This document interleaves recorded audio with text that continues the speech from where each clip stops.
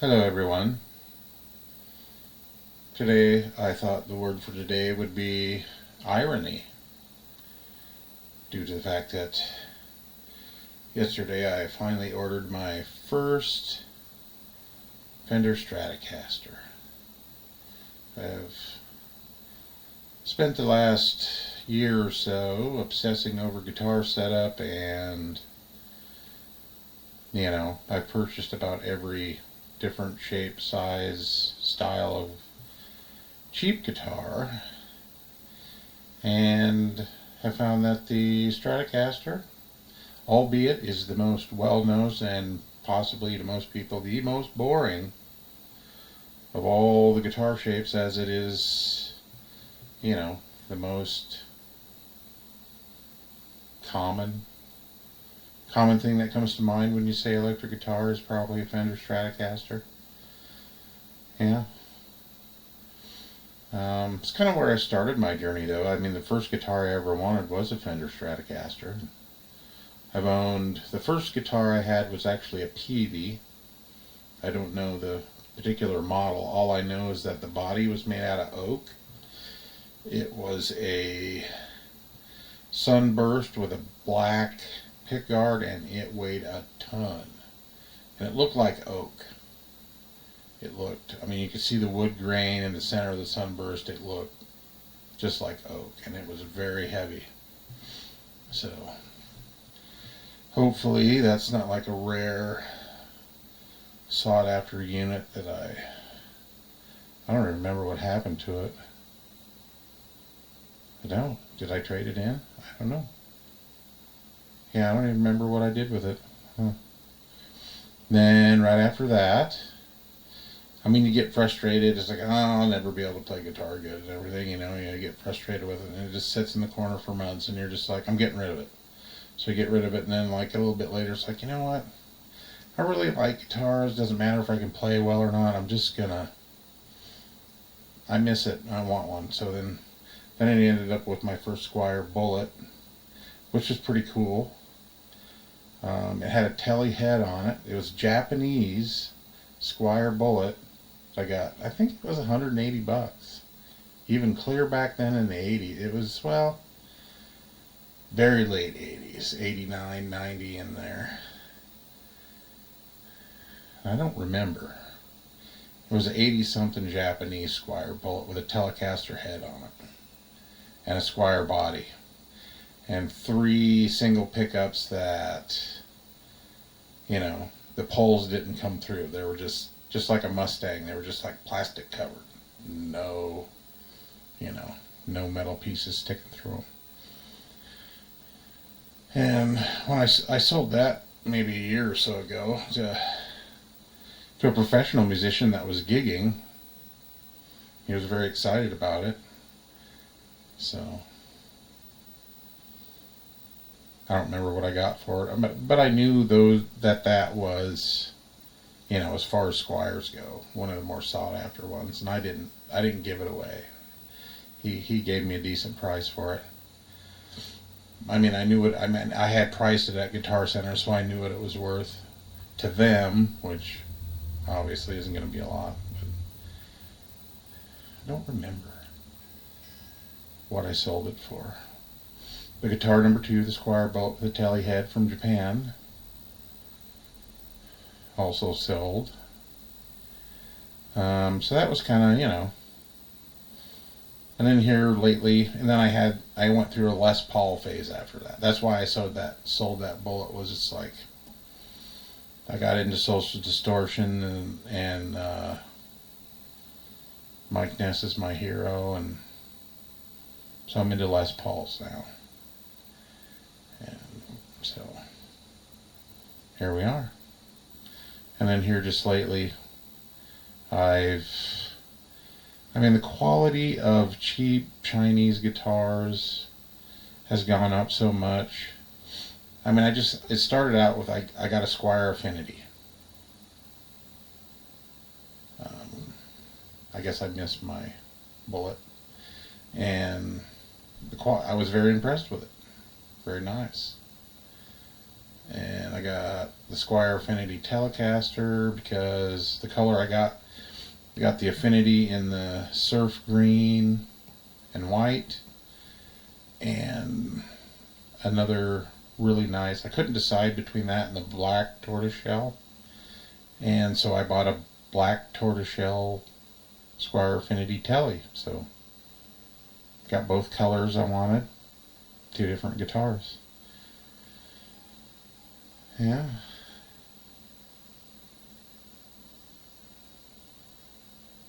And so, anyway, yesterday I decided I wasn't ever gonna buy a actual Fender Stratocaster unless everything was exactly how I wanted it. You know, it had to be a that's the one type situation to ever buy one. I mean, I'm probably not ever going to play guitar well enough to be a professional musician. That was my first criteria. It was like, well, if I'm gigging, then I can have a Fender. But, yeah, you know, I'm in my 50s. Why not? You know? Yeah. And the neat thing about that is you can, if you have a Stratocaster that actually makes all of the correct Stratocaster sounds, there's whole lot of tonal exploration that you can do, which is kind of why I landed where I did. I went Mexican Strat. I didn't, I haven't splurged on an American Strat. So I watch, I do a lot of research on this kind of thing, and the consensus seems to be that, American Strats are a little bit better than the Mexican Strats. The quality, wood, components are a little bit better, but but not $1,000 better. So, yeah. And, I spend a lot of my free time just looking at guitars on the internet. And yesterday I came across a Mocha Burst. They actually call it Tobacco Burst, I guess, but I have a Tobacco Burst Gretsch that is very dark brown with black around the outside. This is mocha brown around the outside with kind of a, wood fading to a wood tone in the center, which is awesome because I really like, dark browns. I like, it's just a color I like. My Harley Davidson is like a root beer brown, real dark metallic brown, and it's the color I like. And some of the criteria for the perfect Fender Stratocaster with me was the color. Nailed it. I like the 70s big headstock. Had it. I like the vintage style tuner. Had it. I like locking tuners. Had locking vintage style tuners. What else? Oh, humbucker. Had to be a fat Strat.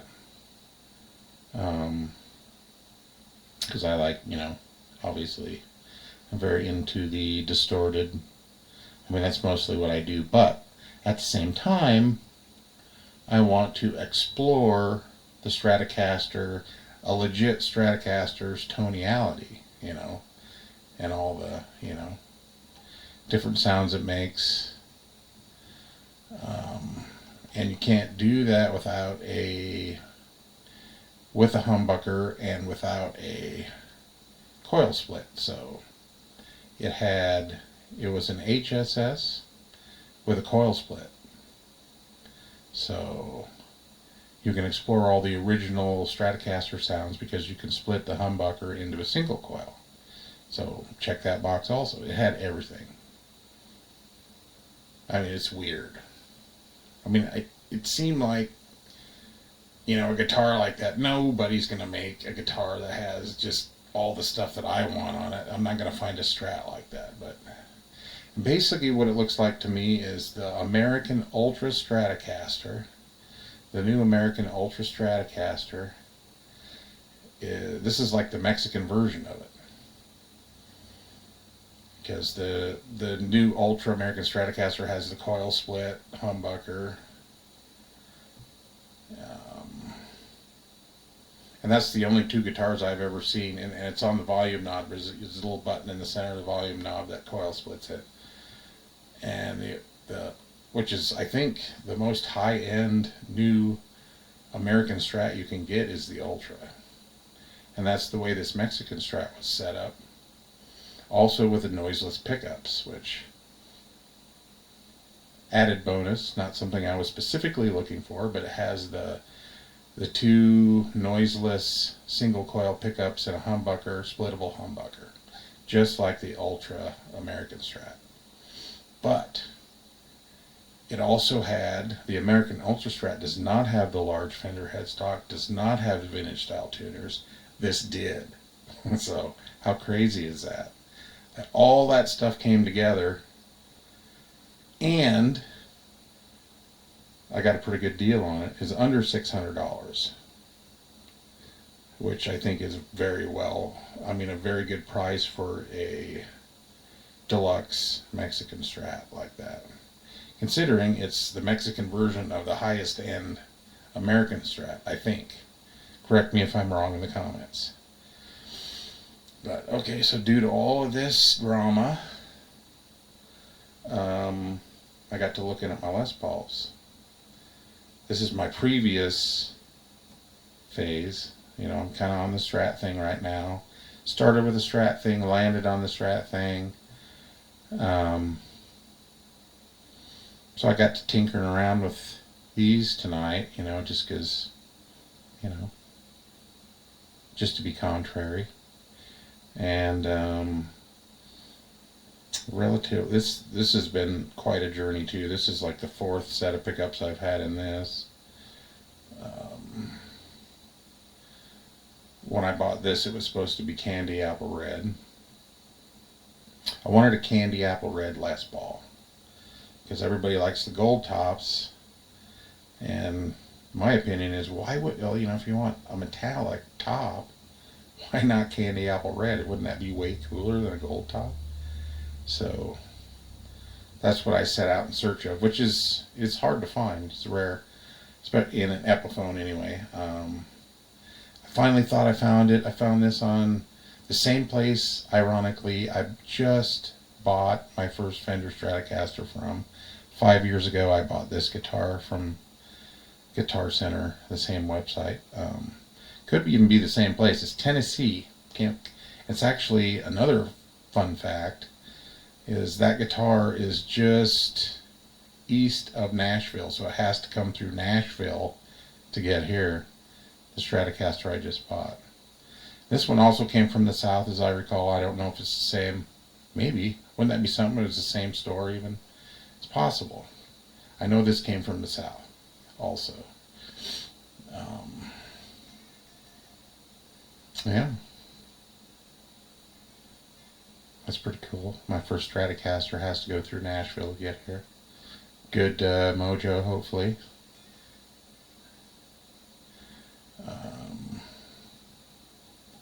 Yeah. And just recently on this, I was tinkering with it maybe a week or two ago. Realized the truss rod had a little too much bow in it. Corrected that. Played it for a while. I'm still kind of meh. And tonight I sat down with it and checked the truss bar. Oh yeah, I did a pretty good job of setting that. And then got to looking at the string. I was, God, that's kind of high. So I got my little string height gauge out, and yeah, string height was high too. So I brought the string height down, started playing. I was like, oh my goodness, this is like playing so effortlessly buttery to play now. And so hence the word of the day irony, after just ordering my first Stratocaster 5 years later. This Les Paul is dialed, and man, it sounds great, plays super easy. Yeah. Also, my pickup journey, I ended up with, I follow the Bald Shredder on YouTube. These are his favorite pickups. And if you don't follow him, he's really into things that work that are not real super expensive. I mean, good quality at a reasonable price type stuff. And so these are the pickups that he recommends, and they are, yeah, if you like hot humbuckers, they are, yeah, very nice. And so at one time I had PAF sized P90s in this, and then realized, well, there's no point in having two P90 Les Pauls. And yeah, ended up with, yeah, these in there. These zebras look really nice. They almost completely match the ivory pick guard on it. So yeah, and they sound really good. And it's a humbucker, so I have a nice humbucker guitar and a nice P90 Les Paul. And yeah, so I'm going to noodle around on this a little bit, play some. I mostly am just a power chording riff guitar player. I have some things that I've been working on, and I'm going to play them for you. Because, yeah, I come across, like a riff or part of a riff, and then I add something to it, and they're getting longer. So I guess ideally they all turn into songs at some point, my little riff progressions. But yeah, nothing shreddy about it, but just some nice power chord riffs on a really good sounding humbucker guitar. Hopefully.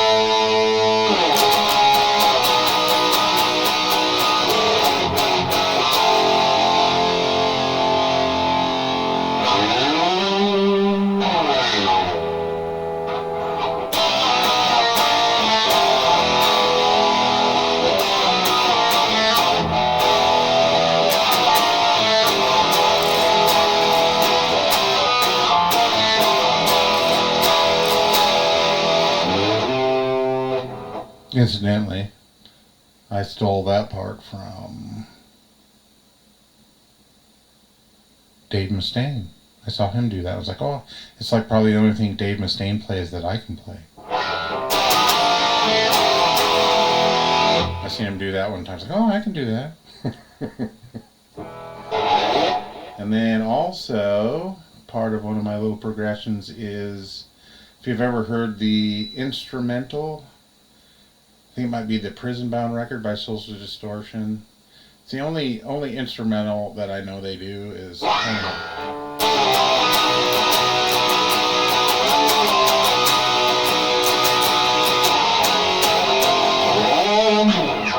3 notes on that are from their little instrumental. I don't know how the rest of it goes. I just added a couple notes on the end of that.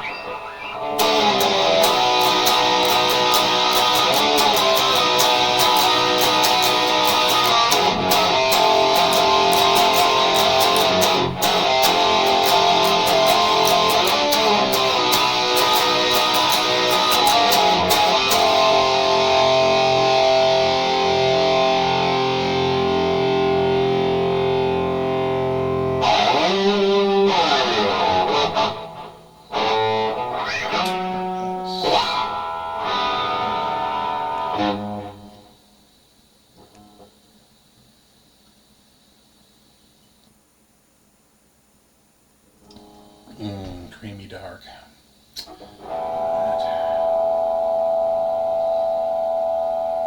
Oh, let's do a couple little things.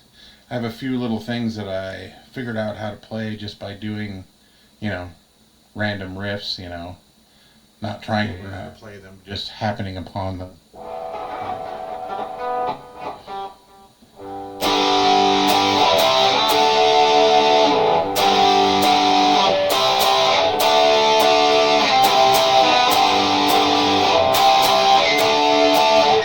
That was like the first thing I ever, song that I ever I just happened upon that when I first was starting to learn to play guitar.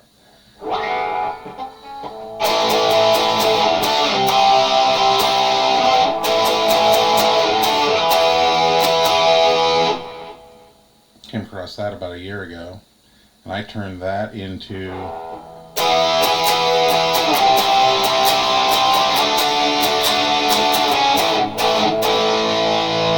so if anybody knows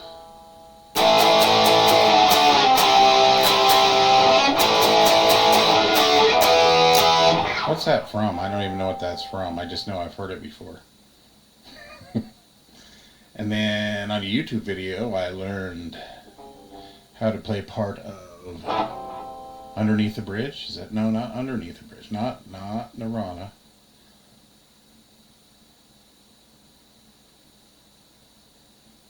God dang, I can't think of it. Anyway.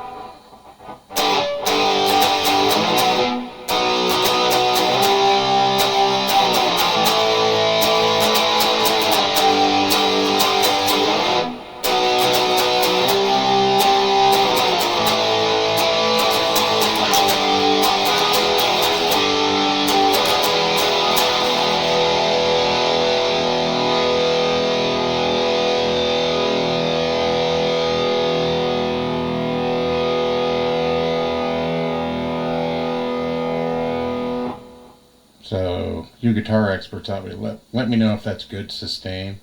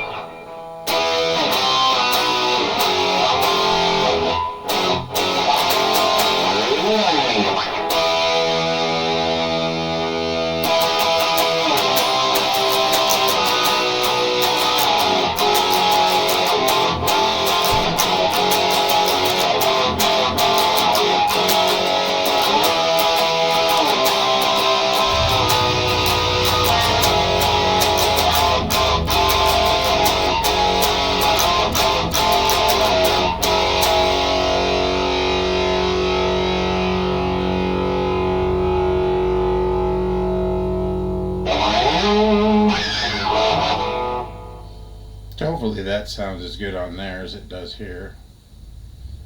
My audio is not exactly perfect. I'm not using interface. I have an interface, but I am resisting learning everything I need to know to use the interface and edit videos, and I'm still avoiding that whole, maybe we'll get there one day. I know this is subpar. I have the equipment.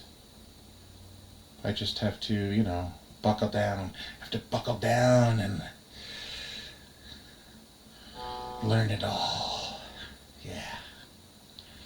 Alright, so it's been nice talking to you. Hope this was entertaining. Have a nice evening, lunchtime, morning. Yeah. And we'll talk to you later.